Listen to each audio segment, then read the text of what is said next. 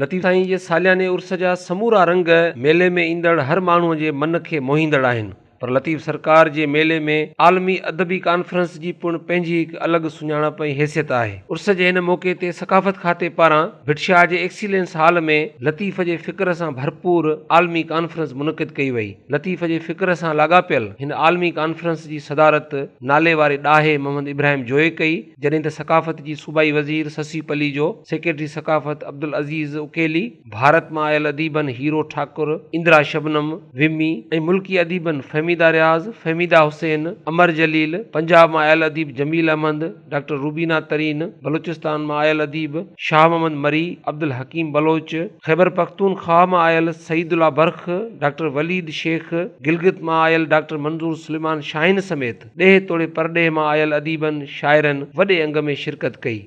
अॼु सिंध में त मां अची ईअं महसूसु कंदो आहियां त ॼणो जीअं न हिकिड़ो मेले में माउ खां विछड़ियल ॿारु वरी मेले माउ सां मिले, कंहिं मेले में माउ खां ॿारु विछड़ी वियो हुजे ऐं वरी अची पंहिंजे माउ सां उन जी गोद में पवे, उहो अहसासु मूंखे हिते महसूसु थींदो आहे। मां ईअं सम्झंदो आहियां। ऐं शाह साईं खे बयानु करण लाइ त के लफ़्ज़ ठहिया ई कोन्हनि के।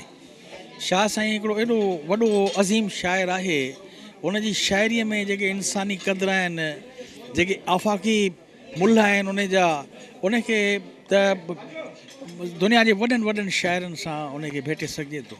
त इन करे उन जी त का मां नाचीज़ उन बाबति घणो ॻाल्हाए नथो सघां। सो असां सुपिने में बि न ॾिठो त अहिड़ो सुठो थी सघे थो पियो जेको हींअर ॾिसूं था लतीफ़ साईंअ जो, त पाण मोहबत तमामु घणी वधी वई आहे।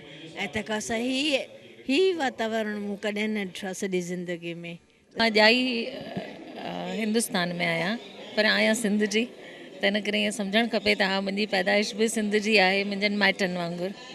ऐं साल 2004 में मां पहिरीं हितां थी वई आहियां, तॾहिं बि ईअं ई लॻो हो त ॼण ख़्वाब वांगुरु आहे, छो जो हक़ीक़त हुई। इन हूंदे बि उहे हक़ीक़तूं जिन ते असां भरोसो न करे सघंदा आहिनि, असांखे लॻंदो आहे इहे पूरियूं न थींदियूं, त उहे ॼण ख़्वाब बणिजी वेंदा आहिनि, पर उहा हक़ीक़त बणी। ऐं मां हिते आयसि, जॾहिं हितां मोटी वियसि त मूंखे लॻो त बसि इहो हिकिड़ो ई फस्ट एंड लास्ट शायदि चांस हो मुंहिंजे लाइ सिंध अचणु ऐं सिंध वारनि सां गॾिजण जो। भिटशाह मां लास्ट टाइम बि आई हुअसि, पर हिन भेरे जॾहिं आई आहियां त उहो जेका फीलिंग आहे उहा अञा कुझु बदिलियल आहे। रस्ते ते ईंदे मां जॾहिं सोचींदी अचां पई त मूंखे लॻो त शायदि भिटशाह जी ज़ियारत जेका आहे, हिते जेको अचणु आहे, उहो हज खां घटि न आहे सिंधियुनि जे लाइ। इन करे मां सम्झां थी मूंखे ॿीहर हज करण जो ॼण मौक़ो हिते मिलियो आहे। इन लाइ सकावती खातो, हितां जा अदीब, असांजा वॾा, उन्हनि सभिनी जी मां बेहद थोराइती आहियां। शाह का जो कलाम है वो पूरे सिंध के जो लोग हैं उनके दिलों में ये कलाम पाया जाता है।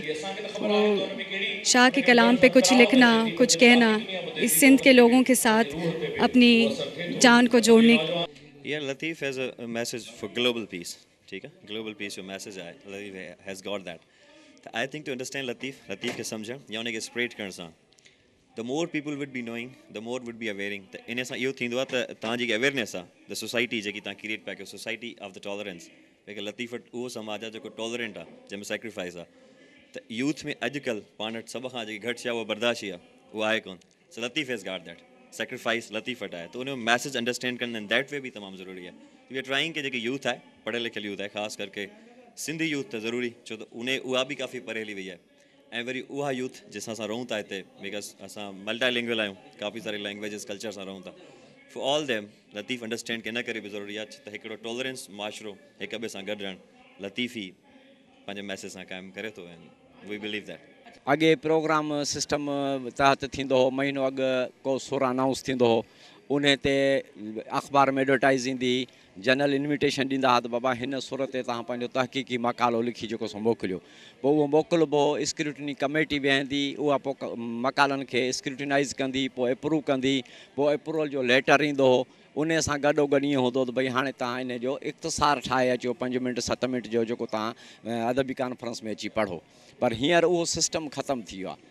हाणे उहे अदीब माण्हू जेके महिनत करे आर्टिकल लिखी महीनो अॻु मोकिलींदा हुआ, हींअर उहा सूरत हाल न रही आहे। हींअर यारी बाशी में जेको पटे वालो आहे, चौकीदार आहे, लेबर असिस्टेंट आहे, या कंहिं इदारे में को चङो मुड़ुसु रही आयो आहे, त उनजी मार्फत जेको अचे थो ॿ पना बग़ल में खई थो अचे, उनखे मौक़ो मिले थो पियो।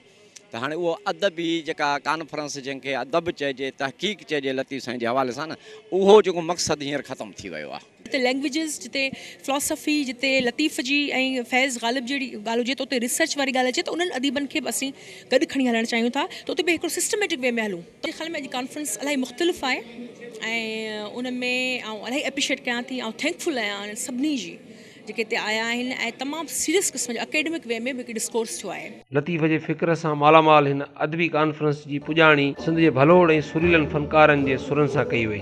कैमरामैन हसीब रिंद सां गॾु ख़ुर्शीद बुघियो, भिटदणी जी दरगाह।